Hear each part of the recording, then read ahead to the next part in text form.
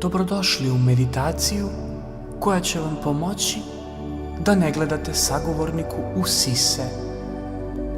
Sise jesu bitan deo vašeg sagovornika, ali ne i onoga što vam priča, osim ako ne priča o sisama. Zauzmite pozu teleta koje blene u šarena vrata. Gledajte sagovornika pravo u treće oko i duboko dišite, kao da iz sebe izduvavate svu tenziju. Usmerite sav tonus u gornji deo tela, a desnu ruku pustite da slobodno pada pored tela. Pred vama je zamka, sagovornik koji na sebi ima intelektualne nagazne mine. Ako ih pogledate, ona će vam kao meduza, ko meduza, pretvoriti penis u dorski stub i vaš intelekt bit će nokautiran. Zato fokusirajte se na svaku reč vašeg sagovornika, kao da ste vojnik u rovu koji prima komande. Sada, kada ste rečima dali najveću moguću pažnju, primetite u njima prvo ono što valja. Optimizam, ponos, odlučnost, prijateljstvo. Sada se fokusirajte na ono što u tim rečima ne valja. Niko nije savršen, pa ni vaš sagovornik. Primetite ljubomoru, proizvoljnost, zabludu, skrivenu nameru. Vi više niste vojnik u rovu, već stari čarobnjak koji lako prokuži svakog sa kim razgovara.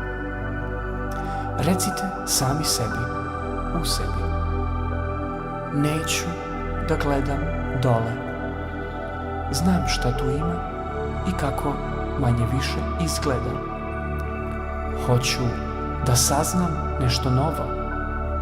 Dopuštam sebi da čujem i percipiram svaku reč. Oprostite životinji u sebi. Ona želi da se pari, ali na vama je da je sada ne puštate iz kaveza. Vaš sagovornik vas ne iskušava. On se samo tako obukao. Zahvalite univerzumu što na njemu ima i toliko odeće. Stvari koje se pokazuju nisu za gledanje. One postoje da bi se gledalo u nešto skriveno. Suština je uvek sakrivena, mojom suzom, okićena, samo tajna, sakrivena. Ako vam pogled ipak sklizne, zamislite celu scenu iz trećeg lica. Primetite čoveka koji bez razuma klima glavom na najveće laži i prevare ili nehajno ignoriše ličnu ispovest ili važnu informaciju. Kako je samo sputan taj čovek. Zahvalite univerzumu što ste prepoznali tu zamku. Osjetite sada pozitivne efekte vežbe.